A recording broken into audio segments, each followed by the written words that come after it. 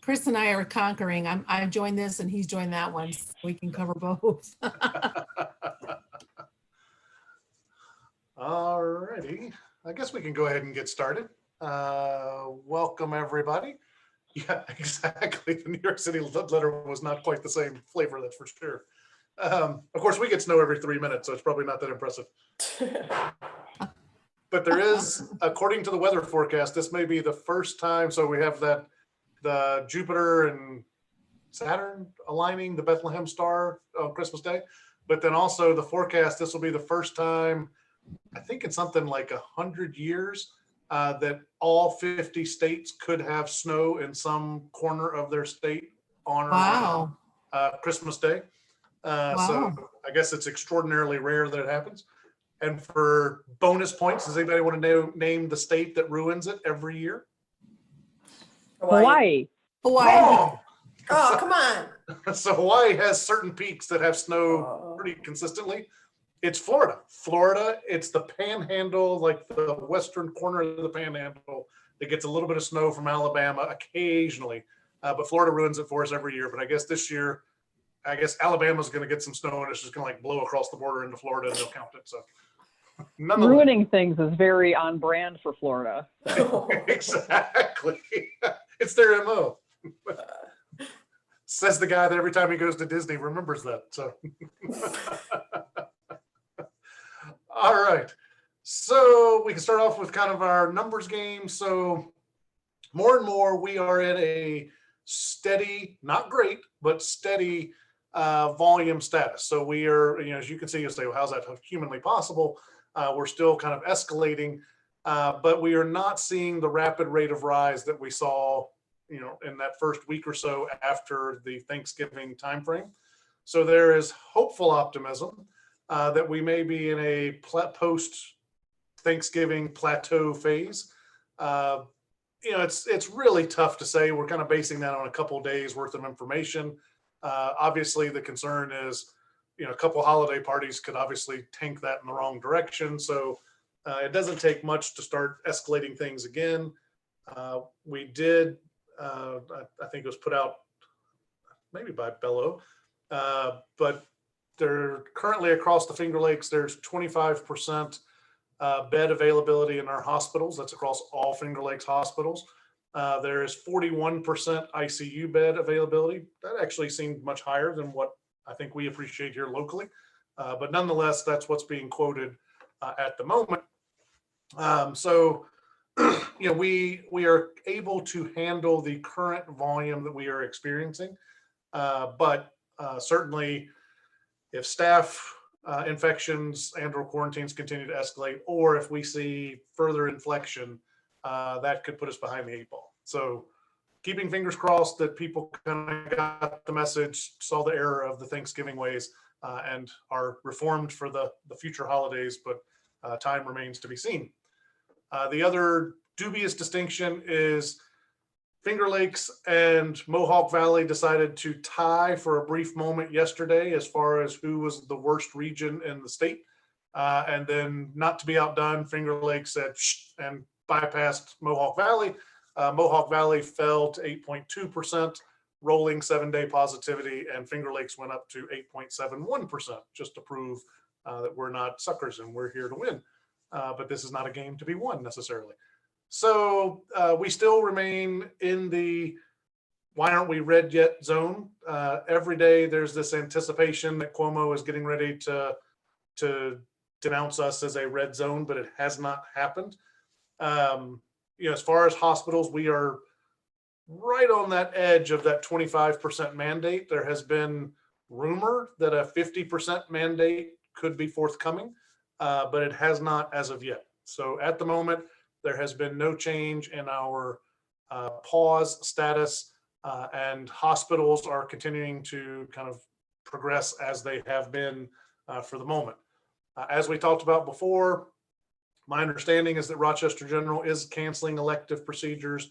Strong is still meeting on a daily basis, but has not made a blanket, or I should say U of R, but has not made a blanket decision to cancel elective surgeries and procedures at this point. But it is a daily evaluation based on staffing needs and bed availability. and certainly those procedures that have high staff and or anticipated bed needs are being delayed or scheduled for elsewhere, kind of load balanced across the system if at all possible. So we will likely continue to see that for the time being, but nothing else tremendously new at this moment. We are, now hovering at about that 200,000 new cases a day nationally. We crossed the 300,000 plateau as far as mortalities in the United States, and now in the Monroe County area, we just crossed 24,000 total cases since the beginning of the pandemic as well. The other thing for those who are interested, today marks the 1-year birthday of COVID from when it was formally announced as being recognized in Wuhan, China. So it has been 1 year that COVID has been rearing its ugly head. We're still a couple of weeks away from the official arrival in the United States. However, the more backtracking they do, it appears that the virus may have been in the United States as early as December, if not even possibly into November of 2019, when they look at kind of convalescent plasma tests that they ran after the fact. So it probably was in China even earlier, probably in the US even earlier before it was recognized, but today is the official 1-year anniversary of the official announcement of the arrival of COVID. So that's where we stand. Despite all this, the hope is that this is the beginning of the end as widespread vaccination across the US has started to take place. So we now, through the U of R, I think there's been a little over 200 to 300, maybe closer to 400 vaccines that have been administered thus far. They were able to get a little bit of an early start. The government has been a bit directive, I will say. So initially they said, we want to come and see you unpack them and freeze the samples. Then they said, we want to see you freeze and thaw the sample and actually administer the vaccine. So they've been very attentive to the process at this point. So they were not intending to do the first vaccination until today, but because of government mandate and oversight, they went ahead and did some administration. So we will start to see a ramp up of vaccination, obviously starting with the highest risk nursing home, both patients and staff, and the frontline workers who are in ICUs and COVID units. And then anticipated now is that the arrival of vaccine may be a little bit better than what we were anticipating. Everyone was very eager yesterday in the midst of the vaccine task force. The director of pharmacy from Strong very excitedly announced that they received another large box from Pfizer that they were not anticipating. And during the call, when they unpacked it, come to find out Pfizer sent everybody who got a shipment of vaccine another box of dry ice, just in case you did not have adequate storage temperature for it. So we got a big box of dry ice that arrived at the pharmacy yesterday.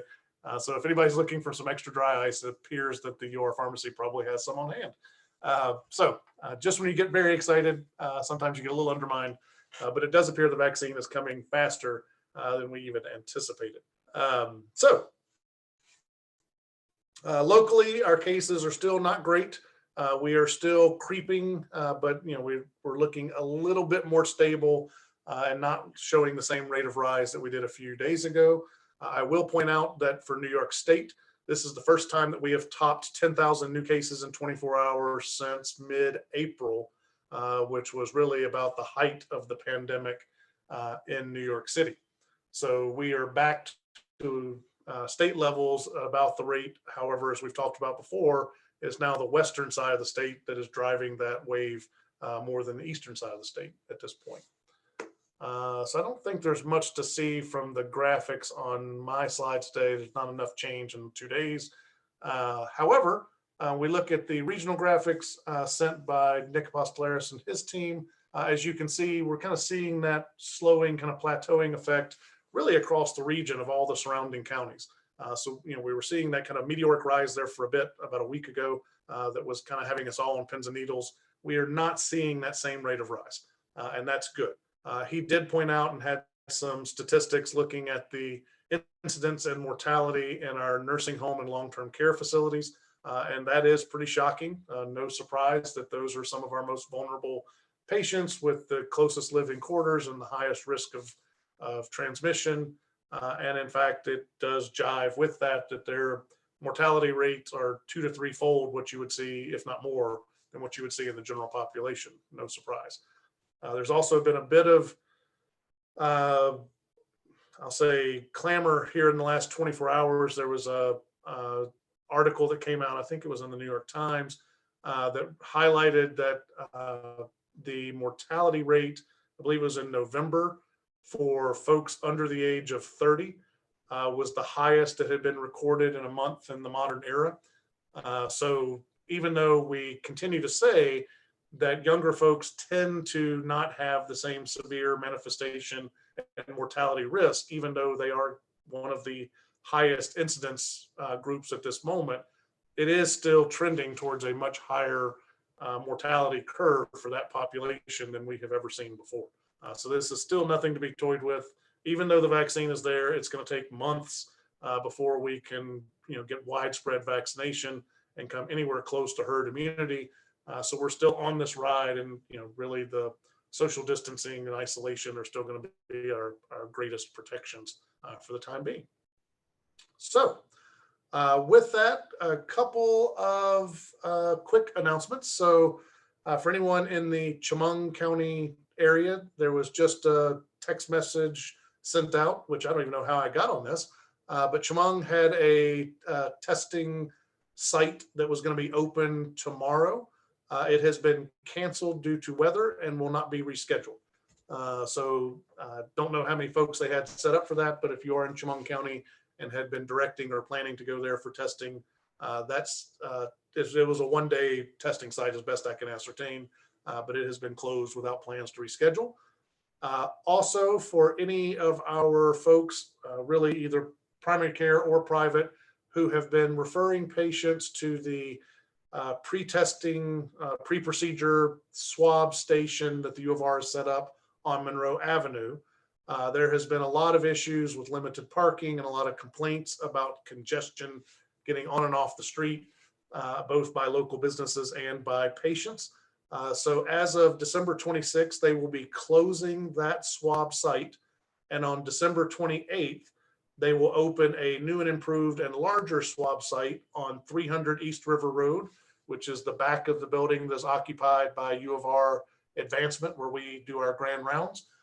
So they have a much larger parking lot. Obviously, it's a less congested area.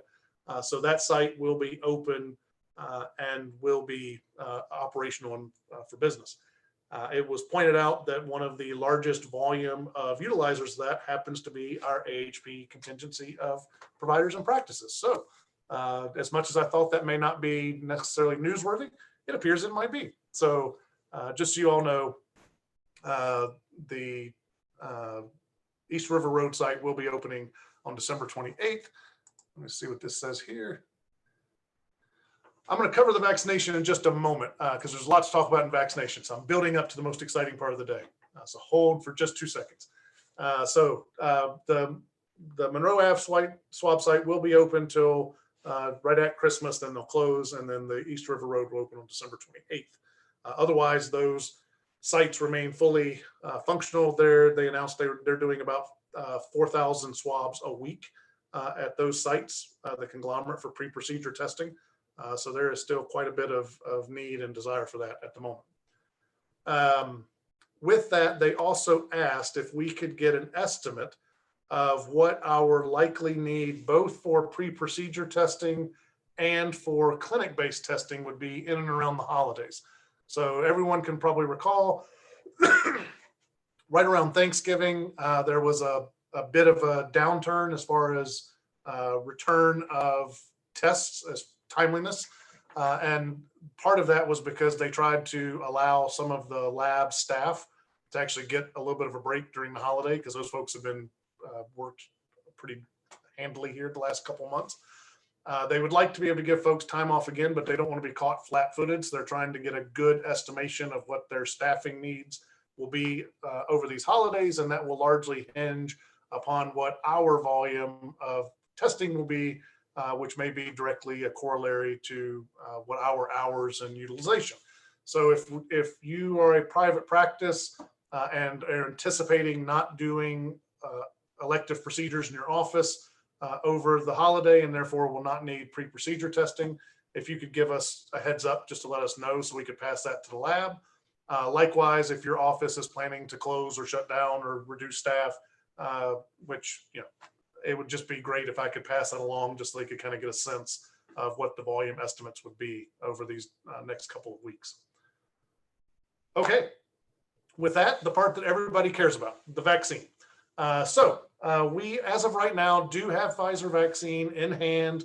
It is being administered at both Rochester Regional and U of R. I think Highland got their doses yesterday. There was a little bit of a snafu. Noyes was supposed to get some doses. They got sent to Rochester Regional. I believe Jones is supposed to get some arrival today.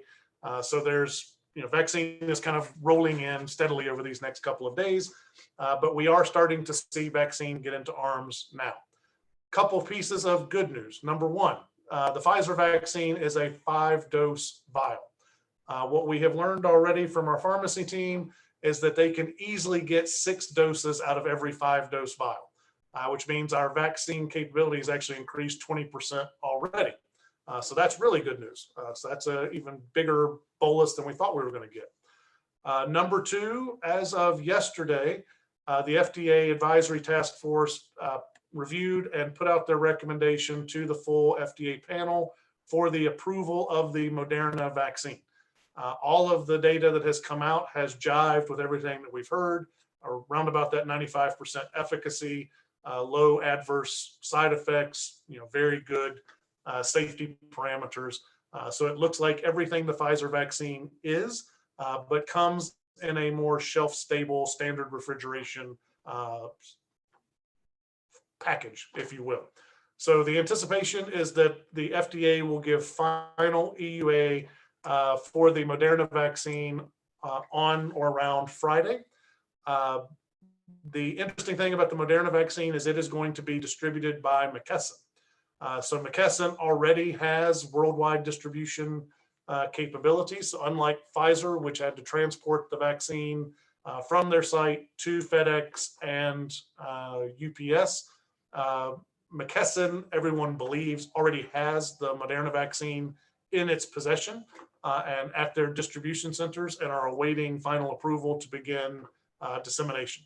So the Moderna vaccine will likely be going to a wider swath of locations because of its refrigerator stability. We do not yet know the full size of the volume of vaccines that will be going out, but it was supposed to be somewhere around 1/3 to 1/4 the volume of doses that were coming to New York State. So New York got 170,000 doses of Pfizer.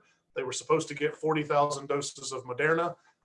Obviously, we won't probably hear the anticipated distribution definitively until Friday, once the final approval is given. But both Pfizer and Moderna have indicated they are ramping up production as rapidly as possible. Next thing, and again, I know I'm building towards what everybody cares about, but I like the suspense, it's fun. So the Johnson & Johnson vaccine, which is, along with AstraZeneca, the non-mRNA categories of vaccine, they have a trial, 60,000 plus individuals, that has reportedly been enrolling faster than anticipated. They're also eager and hopeful.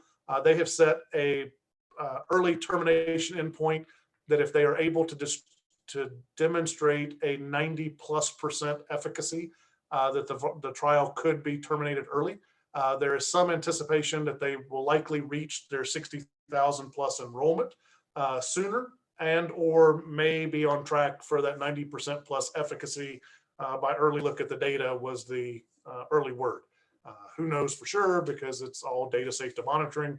But nonetheless, it does sound as if at least that vaccine may be on target to come available a bit faster than potentially the AstraZeneca vaccine, based on what we know at this moment. The other benefit of the Johnson & Johnson It is a 1-dose vaccine, not a 2-dose vaccine. So the production obviously will go twice as far. It also is refrigerator stable and has a shelf life that is a little bit longer than the mRNA vaccine, from what I understand. So that obviously has the potential to bode well and to expedite our vaccine availability even farther and faster. Now for the part everybody cares about. When are we going to get the vaccine? And when are our staff going to get the vaccine? So the vaccine task force met yesterday. The discussions are moving forward as follows. Number one, there will be, I think it's now pretty widely known, that the U of R is going to be the regional hub for the Finger Lakes region for vaccine administration. Nana Bennett, who is on the competing webinar right now, is the director for the Finger Lakes region vaccination effort. I think that's all being announced probably as we speak. So one of two things is going to occur. Either the U of R will be directly overseeing vaccine administration for all of our, oh, it is, perfect, there you go, Nostradamus.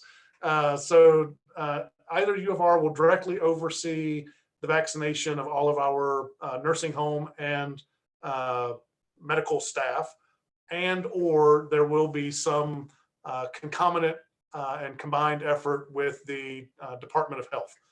Most likely Monroe County Department of Health, but also involving the other county Department of Health as available, but obviously most of those are much smaller operations.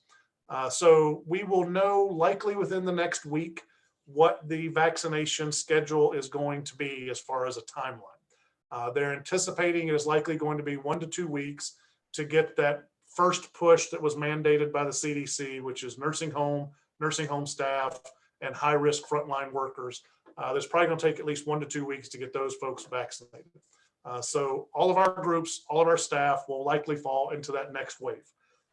Couple things I want to highlight about that. Number one, I would ask, and I think we discussed this before, and we can put out what was shared with us, but there is a tiering system that was initially put out for frontline workers and nursing homes that basically says, tier 1 is those who have direct patient contact in ICU, nursing homes, or on COVID units. Tier 2 is those who are inpatient, who have inpatient responsibilities that may come into contact with COVID individuals. Tier 3 is ambulatory who have COVID interaction. Tier 4, who is ambulatory who may or may not have direct interaction with COVID individuals. Tier 5 is essential health workers that are not anticipated to have direct patient care. Look at that, ta-da! So this is the nice little graphic that was put out in conjunction with the U of R and New York State Department of Health. So most of us will be in that tier 3, tier 4 category. So ambulatory with COVID exposure or ambulatory without anticipated COVID exposure. Some of our staff may be in, if we're talking about back end clerical staff who are answering phones who don't have direct patient contact, they could be in that tier 5 of ambulatory, no anticipated contact to occur. So what I would ask is go ahead and start tiering your staff. The one caveat is if you have providers or staff who have hospital responsibilities, if you could put on that tier which hospital they have responsibilities at. So I'm going to pick on Tri-County for the moment. So Tri-County primary care providers likely go to noise to round and or see patients. So if they are physically doing that, then if you could flag those folks as being on staff or seeing patients at noise, then we would actually get them vaccinated as a part of the noise vaccination program.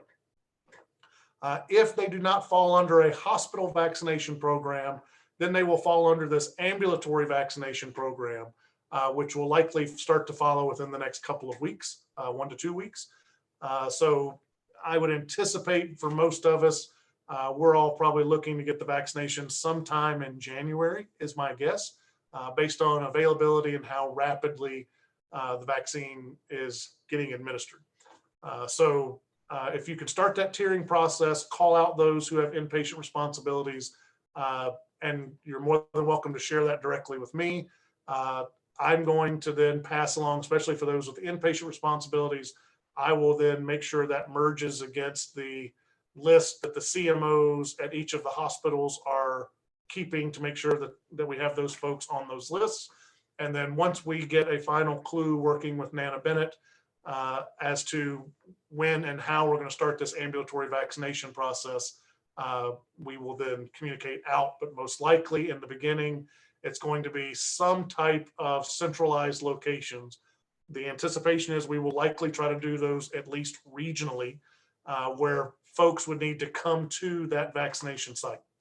What is unknown, as the rollout of the vaccine is a little bit ahead of schedule of what we were anticipating, it may be that, especially in the case of Moderna, that they may begin to distribute vaccine to clinics that have signed up to be vaccination sites for patients, that they may administer vaccine to your site or distribute vaccine to your site that then you could administer to your own staff, kind of thing. I don't know that for sure yet. It was discussed briefly on the task force yesterday, but I anticipate more likely that there will be centralized vaccination clinics where they will call you and schedule based on these tiering efforts. You will then come at your assigned time and get the vaccine. They're currently right now scheduling those in 5-minute intervals. They think they're going to be able to get fast enough to be able to do them in 3-minute intervals, where in about 4-hour block, they should be able to administer the vaccine to several hundred individuals at a time. So more to come on that, but we are rapidly getting to the point where we anticipate in January, we will likely start seeing vaccines coming to most of us.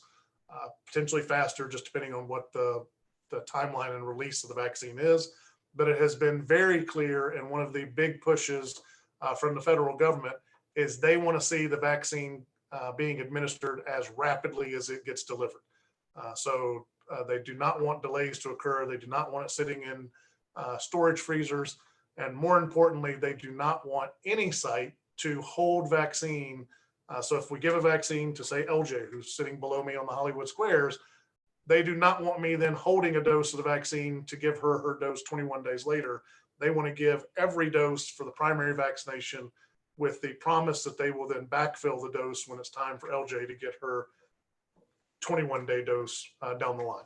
So know that means that everyone's going to be getting vaccine as fast as humanly possible.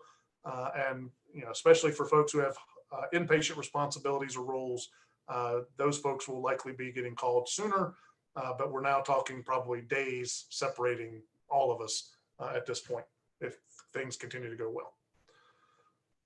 Okay, so in the meantime, if you could do that little tiering exercise, that would be very helpful.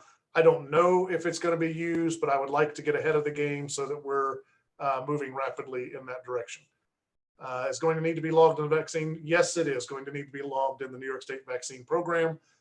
So that is still a mandate at this point. They're working through the kinks of that right now. But currently, whoever's administering the vaccine does have to log it into the NICES system. Yes, there you go. Perfect. Okay. Next thing, as you're starting to plan for vaccination of ambulatory patients. So I just gave you the timeline of what it's going to take to get healthcare workers. Now we start to talk about what the timeline will be to administer to other essential workers. So people working at Wegmans who are, cashiers, firefighters, that whole group.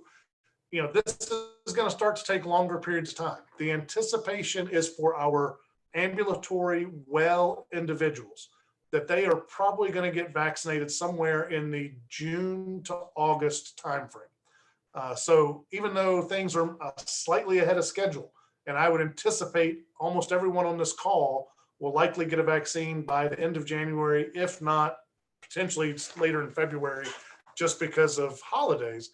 Our healthiest patient population will likely not get the vaccine until early to mid-summer. Also, as we start looking towards our pediatric population, which right now is less than 16, there is no vaccine that is currently approved or tested in the pediatric population. So currently there is no plan or recommendation for children to get vaccinated anytime soon. And thankfully, they're the least affected, so that's okay. But I would anticipate children getting vaccinated even later in the game, probably into the fall timeframe at this point, because the vaccine trials would have to be conducted, and that's going to take some time. So, as far as when you're going to have to stand up vaccination clinics, I would say the highest risk patients will probably start getting vaccinated sometime, maybe early spring. We did have some discussion at the task force yesterday that this may be a place where AHP could play a big role. So because of our Arcadia aggregation software, we have all of the patient information from your EMRs. So we could run reports as we start to delineate, or the CDC tells us, what those risk factors are going to be, if which patients are tier 1, which patients are tier 2. We can run those reports and then kind of come up with chase lists, if you will, as to which patients will need to get vaccinated the soonest. So we're still very much in the early conversation. As you can imagine, this was like an hour-and-a-half meeting where we went from beginning to end of everything that we needed to kind of talk about. But there's still a lot of pieces to this puzzle that are falling into place. It's going to get even more complicated as other vaccines come online, and we have to kind of throw those into the mix. So know that there's a lot of discussion, but it is highly unlikely that any of you are going to need to anticipate giving vaccines to patients until at least February, March. And I would say that's a pretty aggressive timeline at this point. So we still got a couple of months to work through this, so no big issue at the moment. One other thing I want to highlight about the vaccine, at least for Pfizer and Moderna, and the anticipation is it will be the same for AstraZeneca and Johnson & Johnson, the federal government has purchased all the vaccine that's going to be available in the United States. Therefore, there will be no cost to your practice to get that vaccine. It also means that you cannot bill for the cost of the vaccine. They are making a stipulation that there will be allowed and expected billing for the administration charge, and that has already been set at $16 for the administration of the first dose of the vaccine and $28 for a second dose, if necessary, obviously, for the mRNA vaccines, $28 administration charge for the second dose. So those billing things have already been set up, but the billing for the vaccine itself will not occur because it was bought by the federal government. I will point out, and I don't know of anybody else, I can only speak about the U of R at the moment. The University of Rochester has decided to cover this as a benefit for all employees.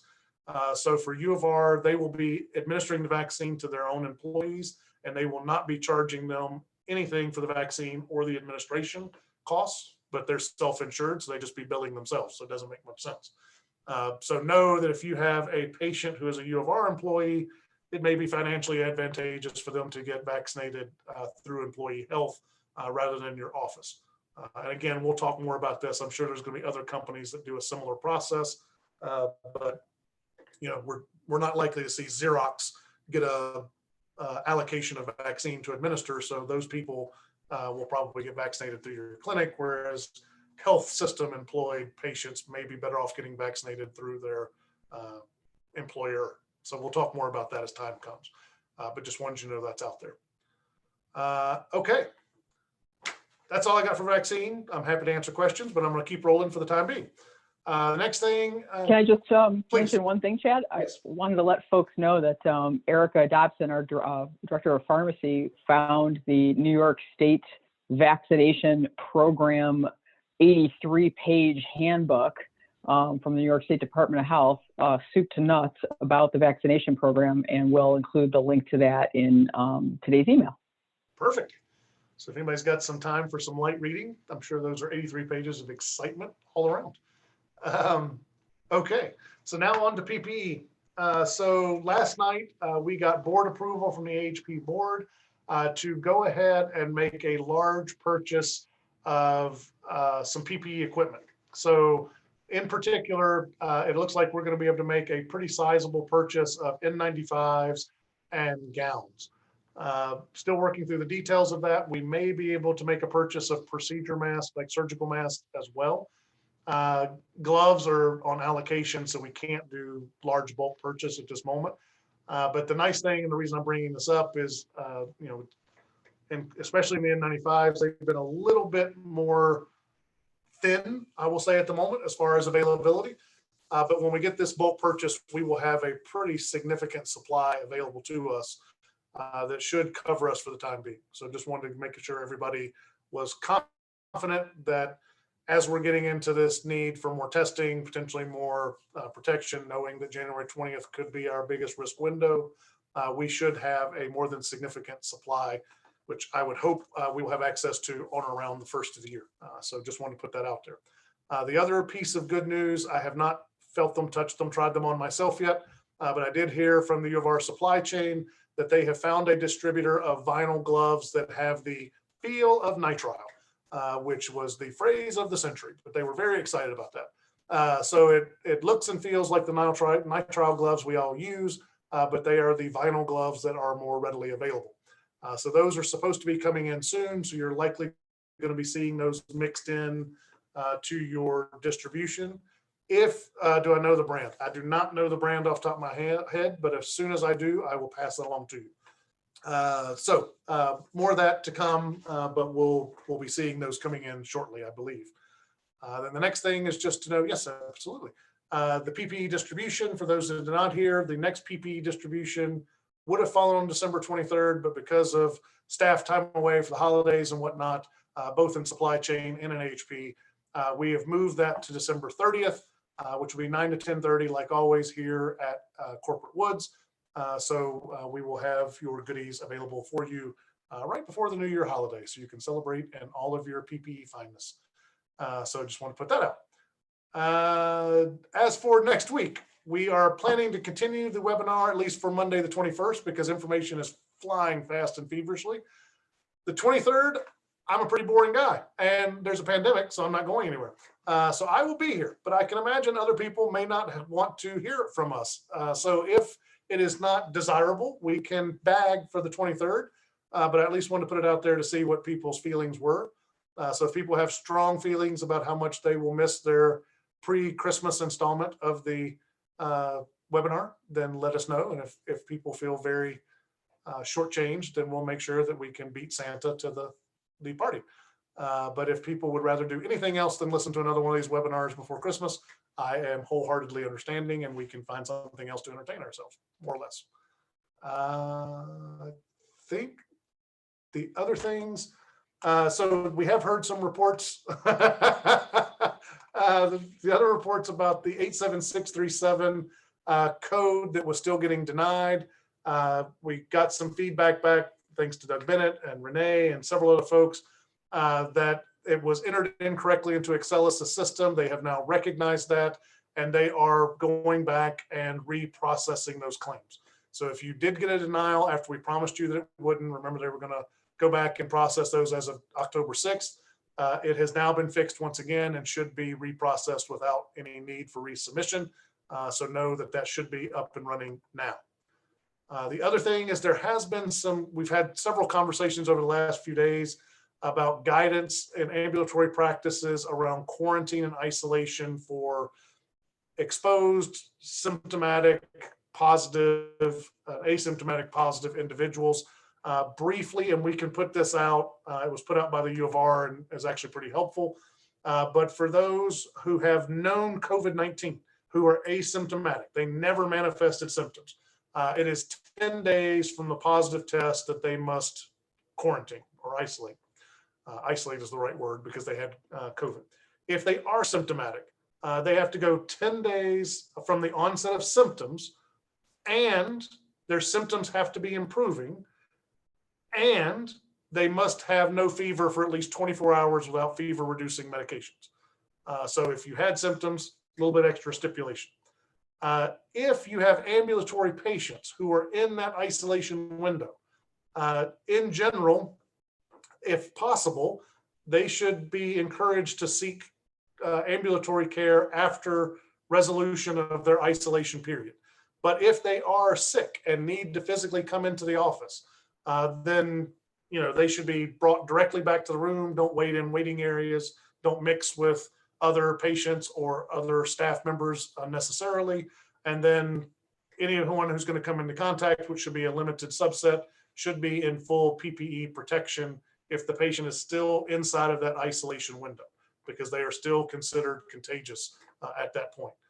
Even if their symptoms are better, but they had a fever 12 hours ago, they're still contagious, full PPE garb if you need to bring them into the office. Otherwise, if they can wait until the exclusion of that 10-day improving symptoms, no fever for 24 hours, kick their follow-ups outside of that. If they had exposure, they must be quarantined for 14 days. They can continue to come in and receive care. As long as they're not symptomatic, then it's presumed that they're not positive. So they should still be separated from other individuals as much as possible so as to minimize cross-contamination. I would still say we need to make sure that we're doing PPE to protect ourselves, but those individuals are not held to the same level of exclusion, if you will, but still should be monitored closely and followed less than in the ambulatory or in the office if at all possible. So we'll put that out just so folks have access to it because those questions keep coming up repeatedly. Okay. The final thing that Renee wanted to bring up that I had forgotten to point out, Excellus had released, and many of you probably received, an update that they have resumed coverage for tele-wellness visits that they will be paying for, with the understanding that you must complete the live portion within 90 days of the tele component of it. So essentially they're just reinstating what they had put into effect earlier in the pandemic and then paused when cases were at a low. That is now back. If that helps, changes, makes you feel differently about the world. I know for many of us it did not, but just wanted to highlight that that is back in effect. Now I'm going to shut up and turn it over to LJ. Okay, in 1 minute or less, right? Or 2 minutes, I think I have. I want to tell you the 5 things I want you to remember about the return to play guidance, okay? Because that is making people who are caring for children and youth pull their hair out. The guidance was revised again slightly. Those of you who attended the Monday forum in the evening saw this. There's no revision from that. But those of you who did not attend, I want to call your attention. Discard all previous algorithms, discard everything else, and go with this. It's on the AHP website. We'll highlight it. Renee, if we can just put the link in the messaging that goes out today, that would be great. So here it is. We tried to make it much clearer. We tried to make situations where there was confusion about what moderate symptoms are. We wanted to make that clearer as well. And so let me just highlight for you the duration issue between mild and moderate. It's 4 days or less of symptoms is mild. It's 5 days or more is moderate. The symptoms that are of concern in these cases are not the respiratory symptoms or the generalized sort of feeling yucky and fatigue. It's not the GI symptoms. It is in fact fever. I can't even read this thing down here, Renee. Fever, myalgias, chills, or profound lethargy. Those are the symptoms that you're really looking for that put kids into a higher risk category. Profound lethargy. Everybody feels wiped out with this, even the kids who are symptomatic, but it's significant. So we wanted to highlight that for folks. If you have a patient whose symptoms lasted for 7 days because they were respiratory symptoms, that is not the moderate category, okay? So that's a difference in this space. The other thing that I would just highlight in this is if you are confused, if you have questions, if you followed this algorithm and you're still stuck or have questions, then it's appropriate. If you think this patient might need cardiology, it's okay to call. Their phone people have not been fully trained on this, so we're getting a lot of pushback and concern, but George Porter is working with them now. And, you know, I'm taking a few days off, but I can also glance at emails and try to help people because I've heard this 100 times now, and I actually think I've got it. So I would also ask for folks, when you are doing the assessment for these kids, we've revamped the assessment form. I don't know, Renee, if that can be shown as well. not so much for content, but to make it easier. All of the responses that would clear you for participation are now in the left-hand column. And anything that's concerning would be in the right-hand column. It just looks neater. It's easier to follow. And we put a few qualifying things in there. So essentially, the qualifications would be around symptoms. Again, chest pain at rest or with exertion, that is not musculoskeletal or costochondritis. We know how to assess for that. So this would be true concern for cardiac symptoms. Shortness of breath with minimal activity that is unrelated to respiratory symptoms. It's not that somebody starts coughing when they get active. They really are short of breath and winded. And it's excessive fatigue with exertion. Without these sort of qualifying statements, we're going to have people who are getting referred for more minor things and be held up in that process. If you have a question, again, call cardiology. We'll try to work that through with you to determine. Essentially, if I was in charge, I would rework these buckets of mild, moderate, and severe symptoms to say something like no hospitalization, hospitalization, or near hospitalization, and ICU hospitalization. So if you think about it that way, I think it helps these buckets a little bit more, make a little bit more sense. I'm not in charge, so you can't quote me on that, but it's in my mind that just, you can't just say hospitalization for the middle bucket, because what about people who don't have access to care, right? We have to make sure that those kids are getting an appropriate assessment. I think that's actually it. Adult cardiology will be seeing the 18-year-olds and up, and that information and the algorithm and communication is going out now. And I'm sure there's going to be lots of questions, and a bunch of you have already sent questions my way and cases my way, and we'll try to sort this through like we have with everything else during the pandemic. So, and this will hold until the AHP changes their guidance, because I'm sure they're getting a ton of pushback on that guidance that was relatively vague. So, and we're pushing back on it too. So hopefully what the revision comes will not be drastically different than what we're doing, but may inform age range, and actually may inform the need for actual cardiology assessment or a little bit more leniency in that. I would ask that anybody who has patients who already got released from isolation and have been active, don't pull them back. This really went into effect with these guidelines on 12/4. So from the AHP. So we are not asking for kids to get clawed back out of sports where they really have already done their return to play test. They've been doing it. This really should apply for kids who are currently on isolation or in the future who are getting tested positive for COVID. And I don't know if there's other questions, but I think that covers the key points of change. And I did it longer than 2 minutes, sorry. No, you did pretty good. I've been talking for like half an hour or 45 minutes. Renee, do you have anything to add? God, no, you sucked all the air out of the room, Chad. I think we're done. I'm trying. I was glad to know you were going to give your vaccine to me, though. You put me ahead of you in vaccine line. I thought that was very nice, Chad. Isn't that what you said earlier? I can't remember. First I said I didn't mean it. I take it back. Let these people go. You guys are so funny. I love this. I love these calls. We'll be here all week. There you go. Right? We need to go on the road with the show. So the good news is, I think somebody said in one of the meetings, we are past the end of the beginning and we are finally at the beginning of the end. So There we go. yeah, there is a light at the end of the tunnel now. So it's just got to get through these next couple of months. And every day is going to be a day where a larger part of the population is vaccinated. So everybody stick with it. Everybody's been doing great. I realize this is hard. I realize it's really hard at the end of the year and everything. People want to be able to enjoy the holidays. So we are getting there slowly but surely. So thank you all for everything. Thank you, We sir. will see you back on Monday.